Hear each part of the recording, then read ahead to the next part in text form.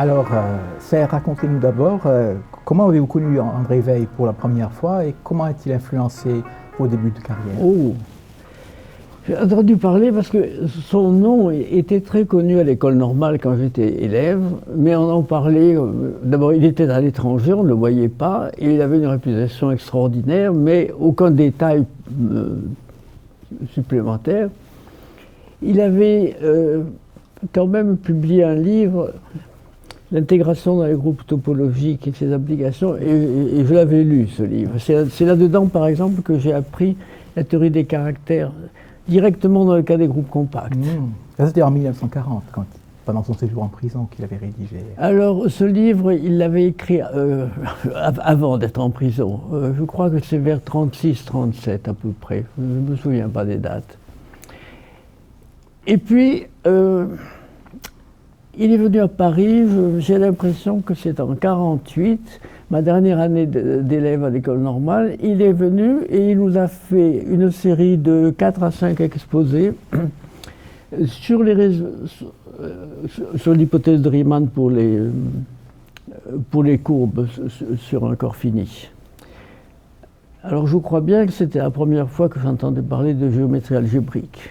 Et j'ai eu directement sur la tête tout ça avec des vérités abéliennes, le cas des corps complexes, mais à cet âge-là, on peut avaler beaucoup de choses. Donc j'ai écouté pieusement ça. Voilà, ça a été le premier contact. Après, ça a dû être sans doute peut-être 2 ans, 2 ans ensuite. J'étais déjà dans Bourbaki au bout d'1 an. Et alors, on parlait de Weil sous la forme suivante. C'était le grand méchant loup. C'est-à-dire que Dieudonné nous disait, quand on voulait changer quelque chose, il disait « Weil n'acceptera jamais ». Alors ça, c'était... On ne pouvait rien faire à ce moment-là. Bon, et ensuite, quand j'ai vu Weil dans Bourbaki, je me suis rendu compte que la plupart du temps, ça lui était parfaitement égal, la façon dont on rédigeait les détails. Et il ne suivait pas. Donc, il venait à peu près 1 fois par an, c'est ça, au congrès Bourbaki? Oui, je ne sais pas exactement. J'ai l'impression que c'est même un peu moins que ça. C'était plutôt 1 fois tous les 2 ans, ou 1 an et demi. Oui. Enfin, c'était pas tout à fait évident. Et jusqu'à à peu près 56, il a démissionné après. Comment?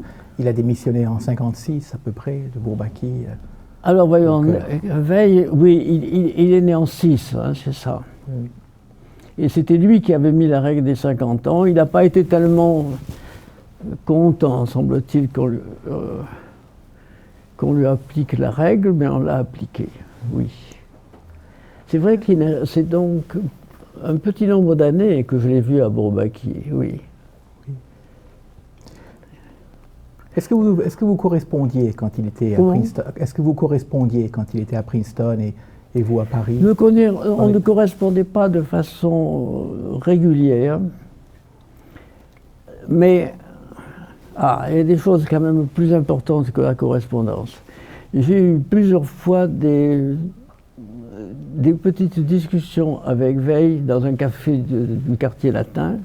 Par exemple, j'ai appris la théorie du corps de classe sur une table de café avec un verre de bière ou un truc comme ça. Et il m'a expliqué les théorèmes du corps de classe. Et c'était juste au moment où vous pouvez les comprendre, parce que je commençais à connaître la cohomologie des groupes, et moi ça m'enthousiasmait qu'il y ait de la cohomologie là-dedans. Et donc, essentiellement, ma formation du corps de classe, c'est cette heure devant Weil. Quand on vous explique ça directement, c'est magnifique. Et ça, c'est dans les années 50, début des années 50, comme ça? Alors, 51. Ça, oui, je peux dater ça à peu près, c'est 51 ou 52, ça. Oui. Alors, on va peut-être évoquer un peu... 51, je pense. Oui, 51. On va peut-être évoquer un peu ses débuts. Quand Weil, dans sa thèse en 1928, il démontre le théorème qu'on appelle maintenant de Mordell-Weil. Alors, on le connaissait déjà dans le cas des courbes elliptiques, sur les rationnels, grâce à Mordell. Oui. Qu'est-ce que Weil a rajouté à cette démonstration? Qu'est-ce qu'il a introduit comme élément nouveau pour la généralisation? Vous savez bien l'histoire. Il était en prison quand il a trouvé l'idée de la démonstration. L'idée. Ah non, mais je parle de sa thèse, c'est Mordell-Weil. Ah non, alors vous parlez de Mordell-Weil. Ah, excusez-moi, oui, bien sûr. C'est Mordell-Weil. Mordell-Weil, quand j'ai fait à sa mort, j'ai fait un rapport sur ses œuvres et j'ai dit que, bon, sa démonstration, elle était dans le style de l'époque, le style français de l'époque, un petit peu. Elle n'était pas dans le style allemand de Math de l'époque, était beaucoup plus rigoureux. Là, Weil, il n'avait aucun fondement de géométrie algébrique disponible. Oui, il manquait encore les notions de variété abélienne. Oui, alors, il passait à travers. Heureusement, il connaissait très bien les fonctions θ. Et donc, il pouvait voir par des calculs de fonctions θ que ce qu'il disait tenait debout. Mais quand il a été, une vingtaine d'années plus tard, il a eu à cœur de publier des textes contenant une démonstration conforme aux standards de l'époque. Incidemment, Bourbaki, qui est une idée de Weil, a pas mal influencé Weil. Parce que, après tout, quand vous rédigez un texte où vous exigez des démonstrations complètes, etc., quand vous-même publiez un article, vous êtes coincé. C'est des choses qui me sont arrivées aussi. Oui. Et donc, les publications de Weil ont changé de style vers 40, sous l'influence de Bourbaki, en quelque sorte. Oui, oui. Ça nous amène en 1940, effectivement, lorsqu'il démontre l'hypothèse de Riemann. Je pensais que c'était à ça que vous en vouliez. Oui, là aussi, il s'agit d'étendre à des corps de genre plus grands que 1, un résultat qui était déjà connu par Racé pour les courbes elliptiques. Est-ce qu'on pouvait dire quelques mots peut-être sur l'importance et la portée de cette démonstration? Il a dû effectivement élaborer les fondements au cours des prochaines années après 1940. Alors, dans cette démonstration de Weil, son aspect vraiment le plus intéressant, c'est qu'il exploite la géométrie des variétés abéliennes et il utilise aussi ce qui deviendra après la cohomologie aladique sous la forme de... alors, sous quelle forme? C'est Tate qui plus tard a introduit ce qu'on appelle vous connaissez bien le module Tate eladique. Weil n'avait pas de module. Il prenait des coordonnées. Weil aimait beaucoup calculer avec des matrices. Il était, de ce point de vue-là, il n'était pas un bourbakiste orthodoxe. Non, non, il disait des matrices, c'est très bien parce qu'on calcule. On calcule sans comprendre. Et quand on fait des calculs, on ne tient pas à comprendre au fur et à mesure. Non, on calcule, puis on ressort et on comprend ce qu'on a fait. Mais, et là, c'était des matrices. Et un point intéressant, c'est ceci, c'est que Weil était très admiratif, avec raison, des travaux d'Artin de la grande époque, les travaux d'Artin des années 26, 27, 30, 32, en particulier du conducteur d'Artin, de l'équation fonctionnelle des fonctions L avec tous les termes bien précisés, mais ça n'avait jamais été fait, surtout dans le canon abélien. Et il considérait que la conjecture d'Artin sur l'holomorphie des fonctions L, c'était une chose très importante. Et il était très content que dans sa propre théorie, il pouvait démontrer que ce qui était a priori une fonction rationnelle était en fait un polynôme. Et ça, c'est un point que j'ai envie d'insister parce que il y a eu par la suite quantité de démonstrations bien plus directes de la borne de Weil et aucune de démontrer que c'est un polynôme, en fait. Les choses péadiques, la méthode où on emploie, où on utilise Néron-Sévéry dans le produit de la courbe par elle-même, tous ces machins-là sont très beaux, ils donnent la borne, mais ils ne donnent pas la conjecture. Et vous êtes sûrement sensible à tout ce qui touche aux fonctions L. Alors à l'époque, donc en 1940, il n'est pas encore question de cohomologie étale. On n'interprète pas le module de Tate de la jacobienne. Ce n'est qu'en 1949 que vient la conjecture de Weil qui généralise ça aux variétés. Weil, il y a un point intéressant là aussi, c'est que Weil n'a jamais réellement conjecturé qu'il y avait de la cohomologie. C'est plutôt la jeune génération, par exemple moi, mais Cartier, on était enthousiastes. Weil disait tout se passe comme si il y avait de la cohomologie et à ce moment elle donnerait ceci. Mais il a, même dans ses papiers qu'il n'a pas publiés, il n'a jamais essayé de définir une cohomologie. Il ne voyait pas comment. Oui. Parce que dans votre texte sur Weil, justement, vous écrivez cette idée vraiment révolutionnaire, donc d'introduire des idées de cohomologie, a enthousiasmé les mathématiciens de l'époque. Non, attention, là vous citez un texte dans lequel je dis, c'est pas exactement ça. Je crois que ce que je dis, c'est que l'idée révolutionnaire, c'était qu'on comptait le nombre de points comme une trace. Une trace analogue par la formule des points fixes de la flèche. Oui. Et vous dites, je peux en témoigner de première main, de l'enthousiasme je ne sais pas si vous pouvez élaborer là-dessus un peu. À cet âge-là, on est facilement enthousiaste, mais avec raison, bon Dieu. Ça, alors là, il y avait de quoi. Et j'ai transmis ça à Grothendieck, parce que Grothendieck de lui-même ne comprenait pas ce genre de choses. Et puis à force que... Mais les gens ont tout de suite compris que c'était révolutionnaire et que ça lui portait... Oui. Il y a même des gens qui ont prétendu donner des contre-exemples, parce qu'ils n'avaient pas compris que dans Weil, la variété était projective non singulière, et que c'était pour ça que les bornes étaient ce qu'elles sont.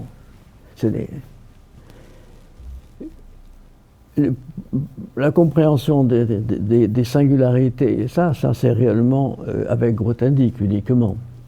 Et de Ligne en particulier, avec les... oui. Mais je voudrais revenir sur la formule de Lefschetz des points fixes, parce que c'était dans l'arsenal de Weil, ça. Vers les années 30, il avait donné une note, il avait fait une note au compte rendu, dans lequel il prenait un théorème classique de théorie des groupes de Lie compacts, c'est que si vous avez un groupe de Lie compact connexe, tout élément se trouve dans un tore maximal. Et il avait donné la démonstration suivante. Vous regardez la variété des tores maximaux, vous calculez sa cohomologie, et elle en a très peu, parce que si vous divisez par le normalisateur, c'est une grosse cohomologie. Mais le normalisateur tue presque tout. Donc cette cohomologie, je me demande même si elle n'a pas seulement en dimension extrême. Enfin, c'est vraiment très très petit. Et l'élément que vous vous êtes donné agit sur cette variété et vous calculez sans aucune difficulté son effet sur la cohomologie, puisqu'il n'y en a pratiquement pas. Et vous constatez que la trace n'est pas zéro. Donc il y a un point fixe. C'était le genre de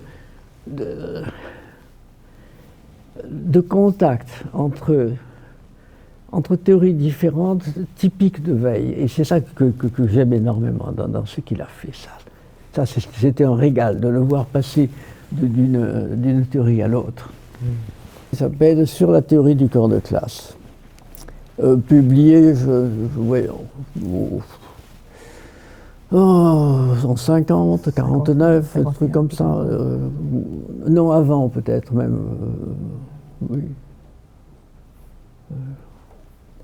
Parce que c'est également typique de la vision de Weil. Il explique dans cet article la théorie du corps de classe, comme il me l'a expliqué dans le bistrot. Il explique et il dit, voilà, le groupe, l'extension abélienne maximale a comme groupe de Galois les classes d'Idel modulo la composante connexe. Et en quelque sorte, c'est pas bien, c'est pas satisfaisant. On se dit que le groupe des classes d'Idel tout entier a un intérêt. Et lui-même, il avait remarqué dans le temps que les Größen caractères de Hecke, qui avaient été introduits par des formules, c'était simplement des caractères du groupe des classes d'Idel, mais pas triviaux sur la composante onate. Bon, alors, on peut comparer d'ailleurs les crânes de Weil et des Chevalet à ce sujet-là. Chevalet avait fait la même observation, et savez-vous ce qu'il en avait tiré? Il en avait tiré que tout simplement, la topologie sur les classes d'Idel, il faut la changer. On prend une topologie non séparée, où l'adhérence de 0, c'est la composante neutre. Et à ce moment-là, c'est le genre de choses là que Weil n'aurait jamais fait, ça, qu'il n'a pas fait, bien sûr. Alors, il continue et il dit oui, c'est triste que les... Il ne dit pas c'est triste, mais moi je le dis comme ça. C'est triste que ce ne soit pas le groupe entier, mais faisons comme si le groupe des classes d'Idel était un groupe de Galois. Ah, alors, qu'est-ce qui se passerait?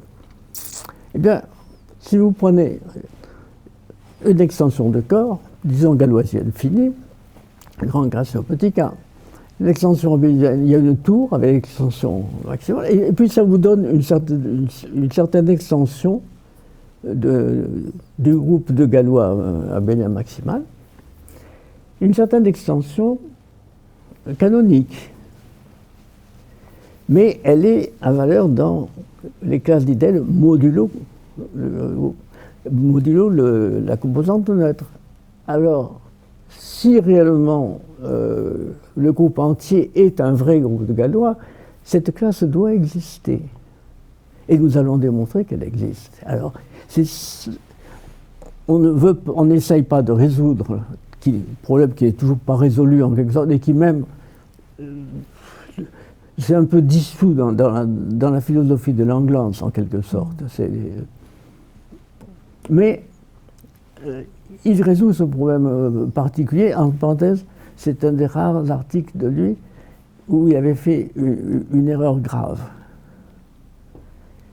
Mais heureusement, Nakayama, à qui il avait donné son papier à lire, a relevé l'erreur. Il s'était mélangé des pinceaux dans des histoires de relèvement, de cosique modulo quelque chose. Il s'était un petit peu planté.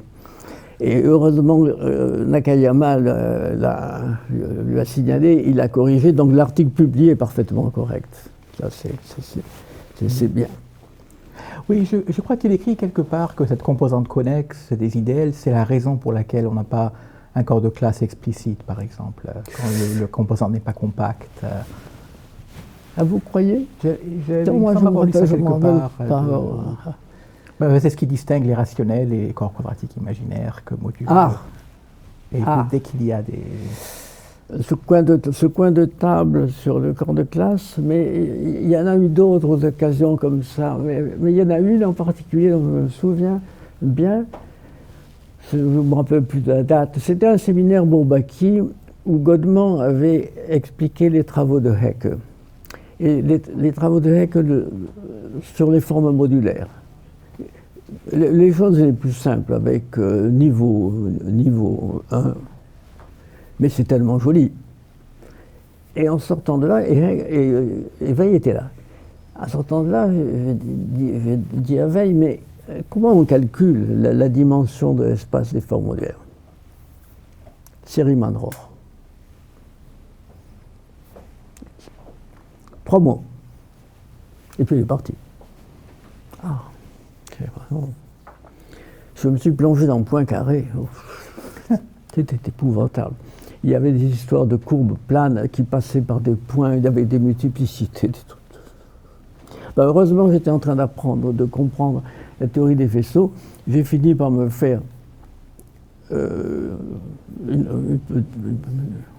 la petite histoire moi-même, le faisceau des germes de forme modulaire et à calculer son degré, etc. Et puis ensuite, effectivement, c'était Riemann-Roch, mais c'est typiquement la contribution de Weil. Une autre fois, j'avais une question, je me disais, mais comment ça marche ce machin? Je dis à Weil, est-ce que... Il m'a dit, mais bien sûr.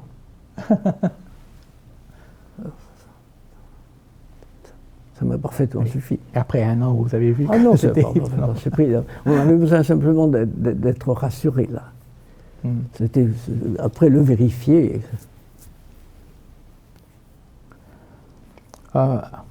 Alors, en 1955 a eu lieu le fameux congrès de Tokyo Nikko, où vous étiez avec Nikko, oui. Quel rôle est-ce que ce congrès a joué dans le développement du corps de classe, des formes modulaires? Alors, bon, il y a la chose évidente qui était que Weil, pour la première fois de sa vie sans doute, est arrivé au Japon, pour Tokyo Nikko, avec en poche la théorie de la multiplication complexe, et il s'est trouvé que Shimura et Taniyama avaient à peu près fait la même chose. Et ça s'est très bien passé, ils ont arrangé. Weil les a corrigés parce que je crois qu'ils avaient oublié un point important qui était de rigidifier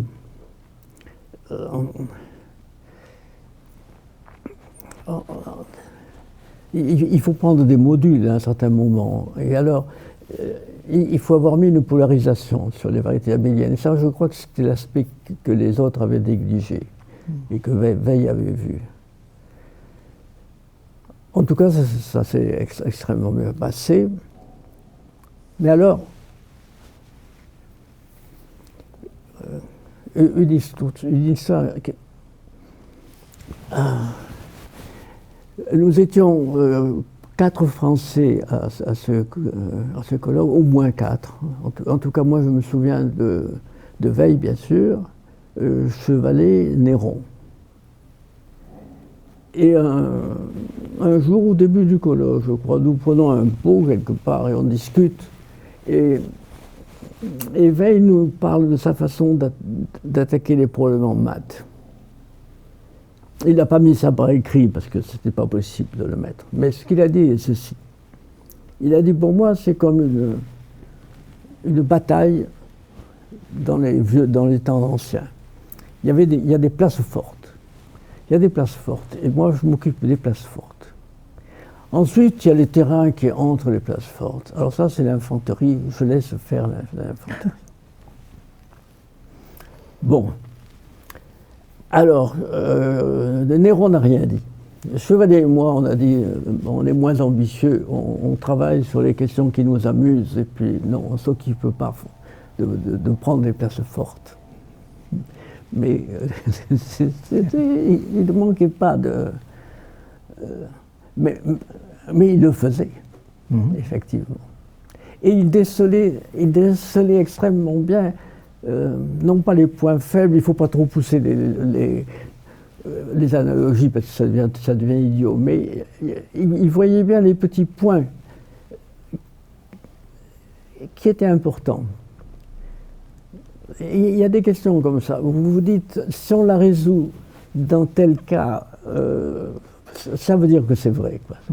Même si on ne sait pas. C'est par exemple pour ça que le cas des courbes elliptiques a été si important, parce que c'était le premier cas réellement non trivial, où on montrait qu'un motif correspond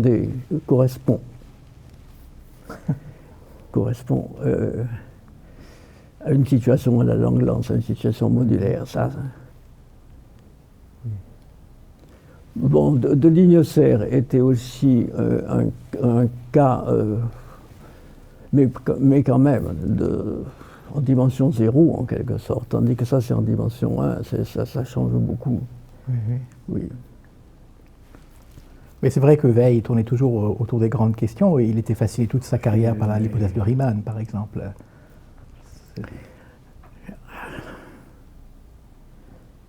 C'est un peu dommage, il devait être un peu fatigué à la fin de sa vie parce que j'avais le sentiment qu'il était sur la piste de ce qui est devenu la théorie de Langlands.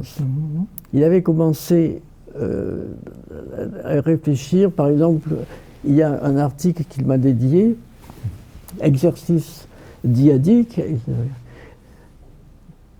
et dans lequel il explique effectivement que certaines représentations de dimension infinie correspondent à quelque chose, que ça n'a pas été fait en caractéristique 2, et alors que pour nettoyer les choses, il va se mettre à regarder des choses où le nombre 2 joue dyadique joue un rôle.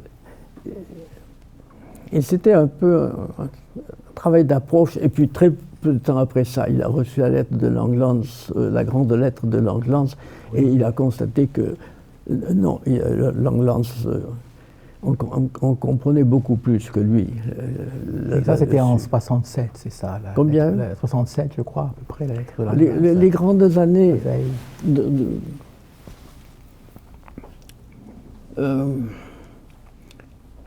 pour moi, c'est 67 à peu près, la période où il y a eu des tas de choses qui se sont,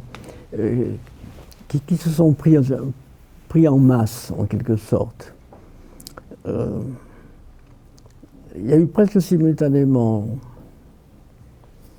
la théorie des motifs de Grothendieck, la théorie de Langlands. Qu'est-ce qu'il y a eu? Il y a eu une troisième chose qui était aussi très importante à ce moment-là. J'espère que ça me reviendra.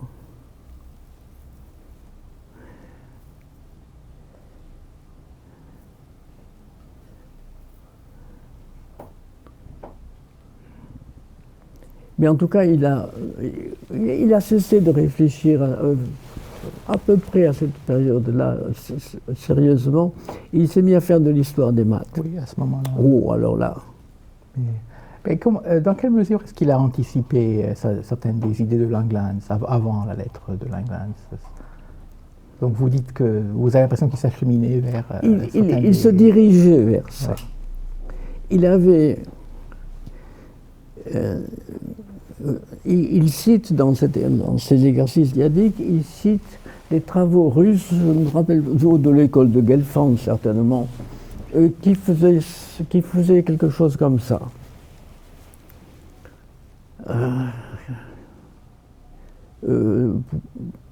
Probablement pour des... Je ne me souviens pas exactement. Je pense que c'était des représentations de dimension infinie d'un SL2 d'un p-adique, quelque chose comme ça, et qu'il mettait en relation avec...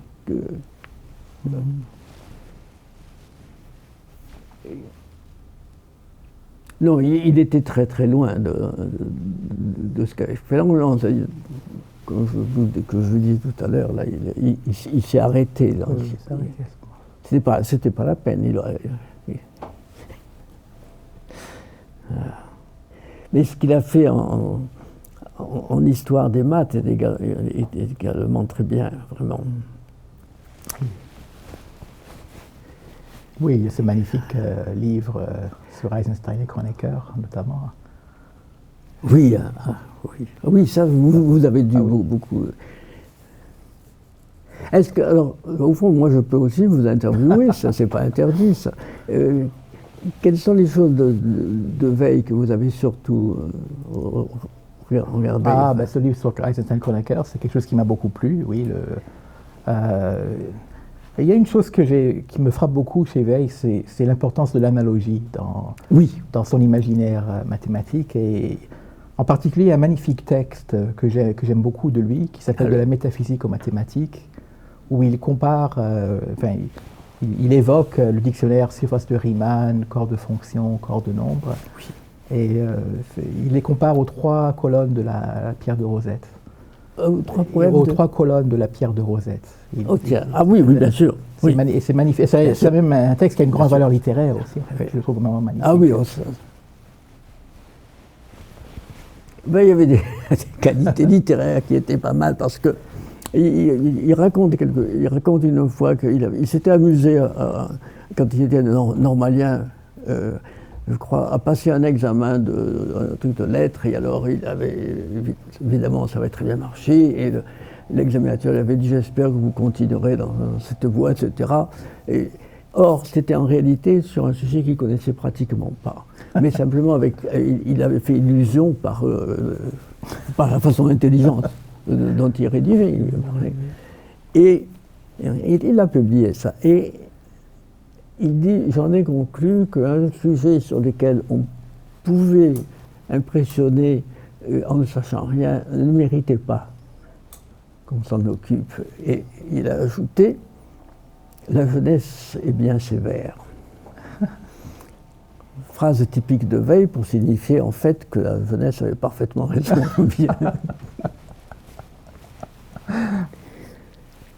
Je m'étais amusé aussi à aller passer un examen de licence de philosophie sur un sujet que je ne connaissais absolument pas. Je m'étais débrouillé pour ne parler que de maths. Alors j'avais été reçu, mais pas bien, mention assez bien. C'était pour m'amuser.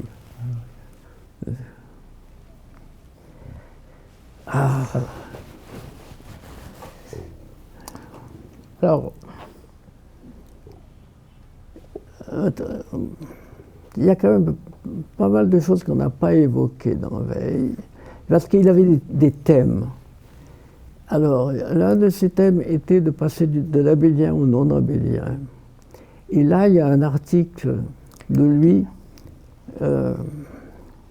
Alors, comment il s'appelle? C'est cet article, c'est ce long article.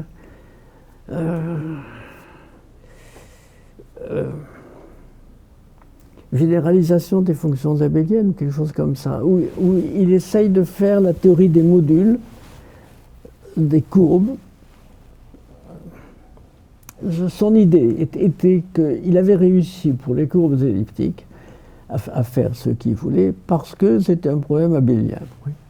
Et que pour aller plus loin, il faudrait du non-abélien. Il avait donc il fallait classifier les fibres vectorielles. Des idées intuitives extrêmement puissantes. Et alors, il s'était dit, bon, ben, je vais faire les modules de courbes.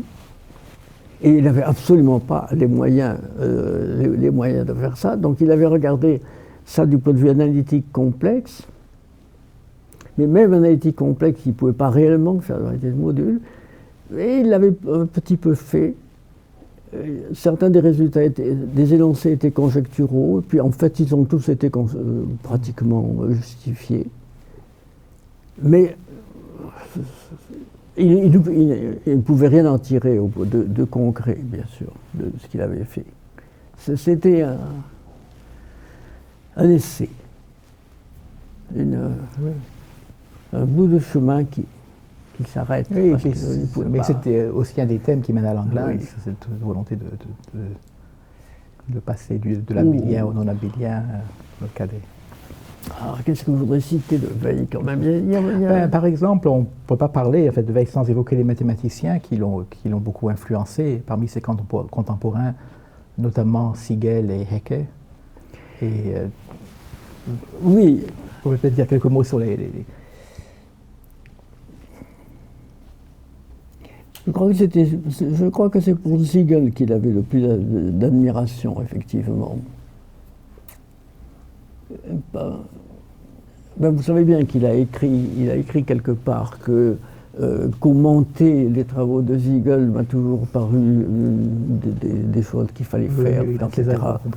Et commenter, il faisait plus que commenter, oui, bien sûr.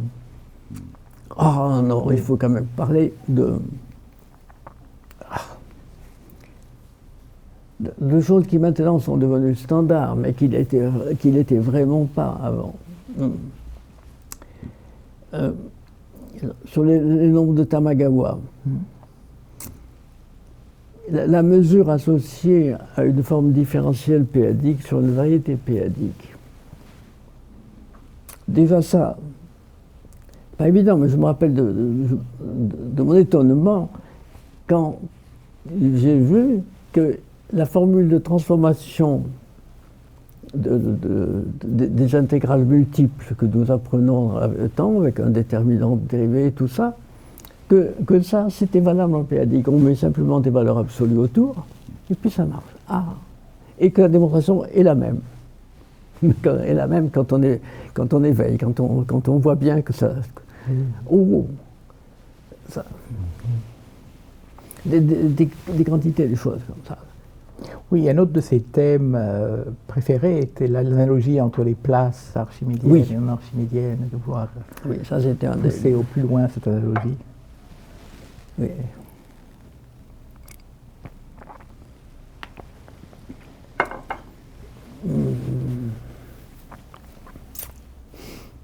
Est-ce que vous avez d'autres questions là?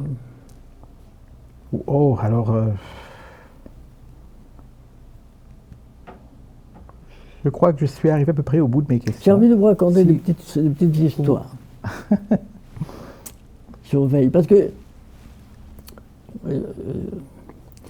il s'intéressait un peu à ce que je faisais, mais pardon, je ne sais pas comment dire. Mais voilà deux cas particuliers. Un beau jour, je fabrique quelque chose qui était un contre-exemple, et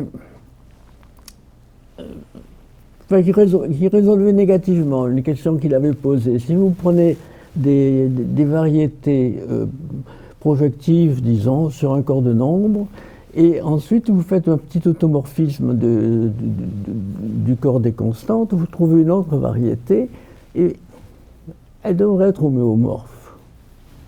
On se dit que ça ne doit pas changer grand-chose. Les exemples qu'on a, le genre reste le même. Les choses, bon, à l'époque, ils ne savaient pas que le nombre de bêtis restait les mêmes. Ça, je les ai montrés par les HP de oméga Q. Bon. Mais j'ai fait un exemple montrant où ça ne marchait pas, que les variétés ne sont pas. Et ils ne voulaient pas le croire sur le moment. Et j'ai fait la même période, j'ai fait aussi une autre chose qui l'a beaucoup surpris. Vous prenez une variété projective non singulière, à caractéristique P, et vous vous demandez si on peut la relever. Alors dans le langage de Grothendieck, c'était très simple, un schéma plat et tout ça, lisse au-dessus. Et j'ai fait un contre-exemple aussi de ça. Et les deux fois, le contre-exemple, c'était parce que dans la théorie des groupes finis, il y a des contre-exemples évidents. Si vous prenez la théorie des représentations d'un groupe fini, ça s'écrit entièrement sur Z, c'est des identités, mais vous avez des représentations modulo P qui, visiblement, ne viennent pas. Et j'avais fabriqué ça, j'avais fabriqué une variété qui contient dans son ventre, bien coincée dans son ventre, une représentation d'un certain groupe fini, et si bien coincée que quand vous relevez la variété, la représentation se relève aussi, est obligée de se relever. Bon, et alors je lui ai mis une petite représentation dedans qui ne se relevait pas, et voilà. Mais quand j'ai envoyé ça à Veil, on a parlé à Zariski, et tous les deux ont dit non, Serge s'est trompé. Serge s'est trompé parce que la théorie des coordonnées de Chow s'écrit sur Z. Et ça leur suffisait comme argument. Alors j'ai pas osé écrire à Veil que la raison c'était que cette théorie ne donnait pas des schémas plats. Parce que je savais que Veil n'aimait pas ce genre de terminologie, donc je n'allais pas lui dire ça comme ça. Mais je lui donnais l'analogie avec les groupes finis, et puis le fait que... Oui. Mais initialement, il m'avait écrit une lettre. Tu as démontré l'hypothèse de Riemann, il m'a dit. Ce qui était sa façon, c'était sa façon de dire que j'avais démontré quelque chose de faux. Si vous démontrez quelque chose de faux, vous avez démontré l'hypothèse de Riemann. C'était ma meilleure chance de le faire.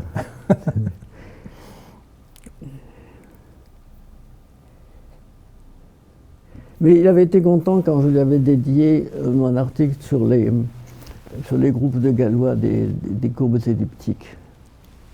Il avait réellement lu parce qu'il m'avait envoyé une dizaine de suggestions intelligentes, mais que j'ai refusées toutes, parce que c'était des choses, j'avais déjà réfléchi à ça et que je préférais le faire. Mais elles étaient toutes tout à fait possibles.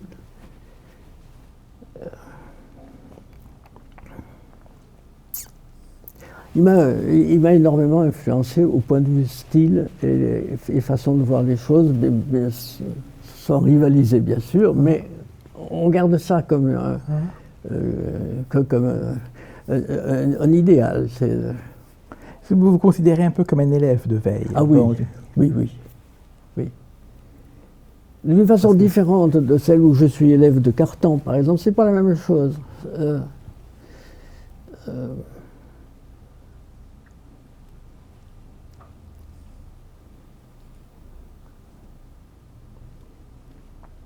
Et il y a des parties entières de l'œuvre de Veil que je n'ai pas réellement comprises.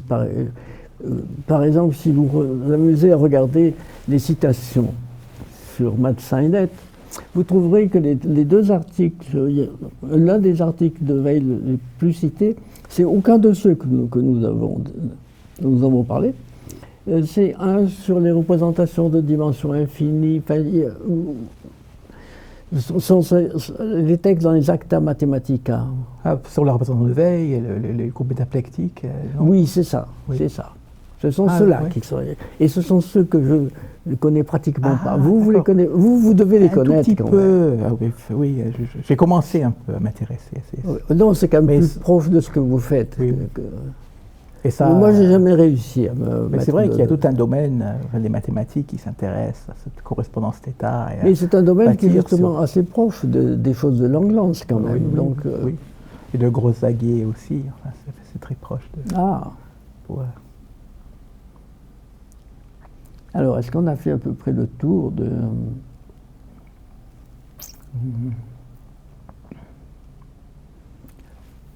Les choses personnelles, c'est pas intéressant.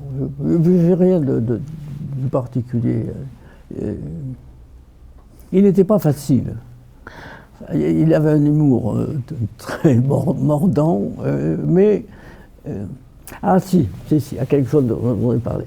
C'est son grand texte, L'avenir des mathématiques. Vous l'avez pratiqué vous aussi, ce texte? Oui, on en a parlé. C'est quelques phrases où il dit il faudrait regarder et avec des énoncés précis, par exemple la représentation dans le cas local, la représentation dont le caractère décomposé en somme de caractères irréductibles a pour coefficient l'évaluation des conducteurs d'Artin, enfin une phrase sans formule et qui définissait ce que j'ai appelé la représentation d'Artin. Oui. Et qui anticipe un article qu'il va écrire beaucoup d'années plus tard. C'est-à-dire que ça m'a... Puis c'était implicite dans Veil que dans le cas des corps de fonction, c'était lié à des multiplicités d'intersections, en fait à de la cohomologie. Et du coup, je me suis posé des questions un petit peu à la veille, effectivement. Cette représentation a un caractère à valeur entière. Est-ce qu'elle s'écrit sur Q? Et puis j'ai fait des exemples montrant que non. Mais mes exemples suggéraient qu'elle s'écrit sur les QL et L différentes de la caractéristique. Et ça, Fontaine l'a démontré, c'était même pas difficile en fait à démontrer. Mais une vraie construction réellement intrinsèque de la représentation d'Artin, c'est pas connu, c'est peut-être pas, probablement pas une bonne question. Mais du coup, j'ai fait des conjectures sur les anneaux locaux réguliers de dimension quelconque, qui, eux, alors, n'ont pas été... Enfin, 30 ou 40 ans après, le cas de la dimension 2 a été essentiellement fait, mais le cas général est toujours en l'air. Oui, oui. Et ça a été alors inspiré par cet article Ah oui, et oui. Des petites phrases comme ça. Et puis vous savez bien aussi, c'est la petite phrase sur les tours, par exemple, cyclotomiques, les nombres de classe, et la théorie d'Iwasawa. Quand Iwasawa a fait son fameux papier, ou plutôt sa série d'articles, je me suis jeté dessus.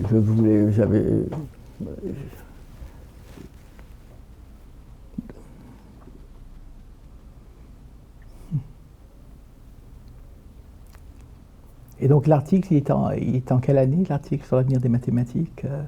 L'avenir des mathématiques. Alors, c'est... Quand est-ce qu'il est paru? Peut-être 45, 44, ouais. Quelque chose comme ça. Oui, donc bien avant Iwasawa. Ah oui, oui, bien sûr. Oui, oui. Oh, très longtemps avant, oui. C'était un curieux livre. Les grands courants, voyons, c'est ça, les grands courants de la pensée mathématique, écrit, organisé par un amateur, le Lyonnais, un petit peu journaliste, mais en connaissant des maths quand même. Et il y avait toute une série d'articles. Alors il y avait celui de Veil, l'avenir des mathématiques, et il y en avait un de Godman qui commençait par essayer de prédire l'avenir des mathématiques est un exercice futile, etc. Il y avait donc dans le même volume, il y avait un article et son contraire. Pourquoi pas? Mais c'est vrai que il y a très peu de mathématiciens mais qui peuvent... ce qui était aussi remarquable avec Veil, c'est qu'il avait un côté un peu universel. Il connaissait beaucoup de domaines des mathématiques. Alors, dans l'avenir des mathématiques, il avait essayé de faire aussi du conjecturé du côté de l'analyse, et là, il n'avait rien dit d'intéressant, en fait. Bon, il avait deviné que les distributions de Schwartz, ce serait important, mais c'est quand même pas des choses si profondes que ça. Les distributions de Schwartz, c'est des maths un peu à la Bourbaki, c'est-à-dire très propres, mais pas profondes, quoi. Oui. Tandis que par contre, ce qui devinait du point de vue théorie des nombres était réellement profond. Oui. Peut-être une question sur le style de Veil. Il n'a pas beaucoup collaboré. C'était peut-être, sauf évidemment Bourbaki, qui était l'entreprise collaborative par excellence. Veil n'a essentiellement pas collaboré. Il y a un article en commun avec Lang. Visiblement, Lang lui a forcé la main. Bon. Non, il a collaboré avec un certain Alain Dörfer. Oui. Et ce qui n'est pas surprenant, c'est un des articles les moins intéressants. D'ailleurs, il le dit dans les commentaires de ses œuvres que ce que Tchern a fait ensuite sur Gauss-Bonnet était bien supérieur. Donc, Oui.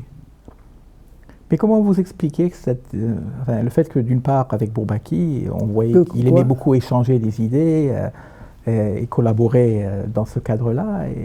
On ne sait pas échanger. Veil n'aurait pas appelé ça échanger des idées. C'était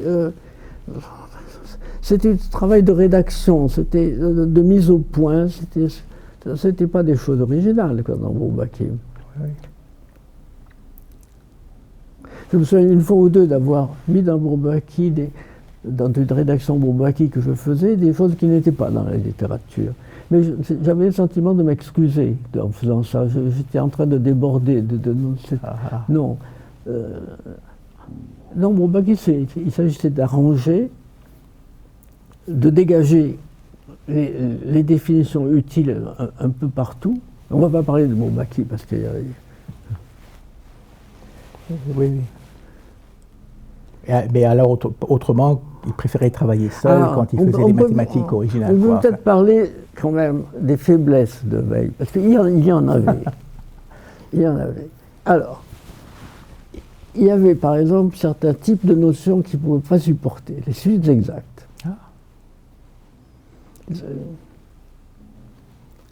Les diagrammes commutatifs, il n'aimait pas non plus ou... Comment? Les diagrammes commutatifs. Oui, en gros, oui, c'est machin. Tout ce qui était sur le diagramme, non, en même temps, je vais quand même faire l'éloge de Veil, pour changer. Pour changer. Alors, dans la théorie du corps de classe, il y a ces isomorphismes entre classe d'Idel, le groupe de Galois. Et dans l'article de Veil, toutes ces choses-là sont décrites avec des mots et qui sont parfaitement clairs, qui sont, si vous identifiez le groupe de Galois aux classes d'Idel, alors la flèche, pas la flèche, mais la trace ou machin, devient ceci, ils sont parfaitement. Et après, ça a été rédigé sous l'influence de Chevalet, par exemple par Rothschild, avec des tas de lettres, phi, etc., qui donnent les flèches, et puis on vous dit, alors on a phi machin égale alpha égale bêta, le truc, et on vous dit, et c'est évident, puis voilà, parce que c'est impossible de décortiquer ces flèches. Oui, mais c'est soi-disant précis comme ça. Mais une autre chose, hein, quelle est l'autre chose que Veil... Alors là, c'est pas qu'il l'aimait pas, c'est qu'il n'a pas voulu l'apprendre. Il n'a pas voulu apprendre correctement la théorie des groupes algébriques semi-simples. Et il avait une jolie formule pour ça. Qu'est-ce que c'était sa formule? Je n'aime pas soulever des poids et extraire des racines. C'était ça. Soulever des poids et extraire des racines pour expliquer. Bon, on ne veut pas expliquer. Oui. Mais du coup, il a fait certaines choses pour les groupes classiques. Oui. Tout en reconnaissant que... Il a un article où il dit très gentiment, oui, très gentiment, qu'il n'y a aucun doute que ce que je fais là, c'est un morceau d'une théorie générale sur les groupes semi-simples, mais en attendant, enfin... Oui. Il fait le cas des groupes classiques. Oui. Et il dit aussi que de généraliser, ça doit se faire en simplifiant les théories dans cette introduction. Lui et tout le monde, on est toujours pris, coincé entre deux façons de voir les choses. On peut se dire, si je fais tel exemple, cet exemple est un exemple crucial, c'est important, il faut que je le fasse. Ou bien on peut dire, non, ce qui est essentiel, il faut que je le fasse dans le cadre où il doit être fait, par exemple les groupes semi-simples ou les groupes de Coxeter ou ceci. Enfin,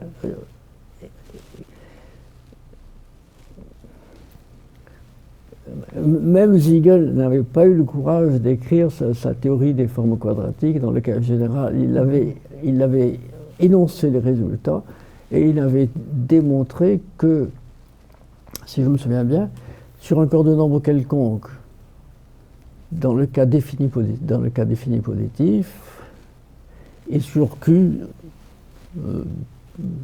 on accepte les formes indéfinies, et tout, mais il n'avait pas eu le courage de faire ça ensemble. Les formes générales sur un corps de nombre avec des signatures différentes. Trop compliqué sans doute au point de vue notation. Tandis qu'avec le point de vue adélique de Veil, c'était... C'était plus... Mais alors, c'est vraiment Veil qui a introduit les adèles. Non, je ne crois pas. Il y avait les idèles avant avec Chevalet. Je crois que c'est Amagawa qui avait... Ah non, les adèles, ça avait été introduit bien avant. Non, mais la géométrie dans les adèles. Oui, c'est ça. Non, les adèles, c'était... Est-ce que c'est Chevalet? Je crois que Chevalet avait considéré les idèles, les groupes multiplicatifs. Oui, et que mais quand même, il me semble que les adèles... Artin avait une terminologie différente. Il appelait ça des valuation vectors.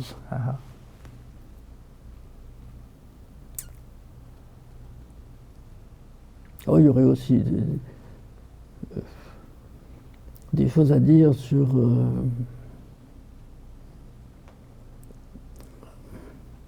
sur la façon dont Veil a a été jugé jugé, c'est beaucoup, c'est un vilain mot, mais a été pas si bien apprécié que ça de beaucoup de gens que nous aimons beaucoup, par exemple Tate, Mazer. Il y a une grande réticence. Ah, une phrase de Veil. Il parle de la théorie du corps dans l'avenir des mathématiques. Il parle de la théorie du corps de classe. Et puis il dit, malgré tous les progrès, etc., on peut dire que nous n'avons pas beaucoup dépassé Gauss. Et moi, j'avais beaucoup aimé cette phrase et je la trouve encore plus correcte parce que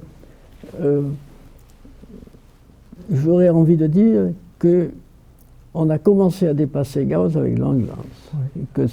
Que jusque-là, effectivement, ça. Mais alors, j'ai signalé une fois cette phrase à Tate, où c'est dans notre correspondance, où le commentaire de Tate. Donc vous voulez dire que de passer de la réciprocité quadratique au corps de classe général, on touchait Artin, lui. Enfin, je ne sais plus quel mot il avait employé en anglais pour ça, mais vous trouverez ça dans ma correspondance, c'est tout à fait à la fin. Et je lui dans la lettre suivante, je lui réponds écoute, c'est la première fois depuis 40 ans ou à peu près que nous avons un désaccord aussi net. Et je vois que ça touche à quelque chose de profond. Oui, je pense qu'il sentait que Artin était insulté par ça, je pense. Et je laisse tomber. Non, on ne pouvait pas discuter. Quand quelqu'un a des sentiments profonds comme ça, on ne peut pas en discuter. C'est comme ça. Est-ce que vous avez le sentiment que Veil a eu plus d'influence sur les mathématiques en France qu'aux États-Unis, bien qu'il ait passé toute sa carrière aux États-Unis? Enfin, toute sa carrière, une bonne partie. L'influence de Veil, c'est extrêmement difficile à évaluer. Ce n'est pas une influence évidente du tout. Il a eu une influence sur moi, ça c'est certain. Je ne sais pas sur qui il a eu. Il n'avait pratiquement jamais eu d'élèves. C'était pas possible une fois qu'il était à l'Institut de Veil. Il en a eu quelques-uns à Chicago quand même. Oui.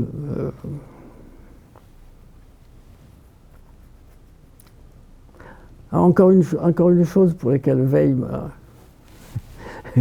m'a aidé. J'étais à Princeton à ce moment-là. Et je m'intéressais à quelque chose qui maintenant est devenu tout à fait standard, c'est en quelque sorte la descente. Donc vous avez une variété, vous la tordez par un cocycle. Alors, j'avais compris ça sur un corps. Et d'ailleurs, quand mes camarades me demandaient qu'est-ce que tu fais en ce moment, je leur disais j'étudie les espaces fibrés de base à un point. Alors comme ça, mais ce point c'était spectre de petit k. Alors, ça marchait très bien, je comprenais parfaitement tout, sauf que il me fallait démontrer que quand j'ai un cocycle, il y a vraiment un tordu correspondant. Et ce n'était pas du tout évident. Et puis je vais à Chicago, et je vois Veil, et il était en train de faire justement un article où il tordait des choses. Et je lui ai dit, ah, mais tu as démontré ce que je voulais. Et alors, du coup, je lui ai montré à quoi ça servait, parce que lui ne regardait pas du tout sous cet angle-là, que par torsion on trouvait des choses rigolotes. Alors par exemple, il a fait faire du coup à un de ses élèves la torsion des groupes de type D4 par la trialité. Et donc, une fois de plus, Veil m'a aidé. Alors, travailler en pensant à lui était un régal. Il y a un côté comme ça que je n'ai eu avec aucun autre mathématicien. J'ai des tas de bons camarades, mais ça c'est quelque chose d'autre. Voilà.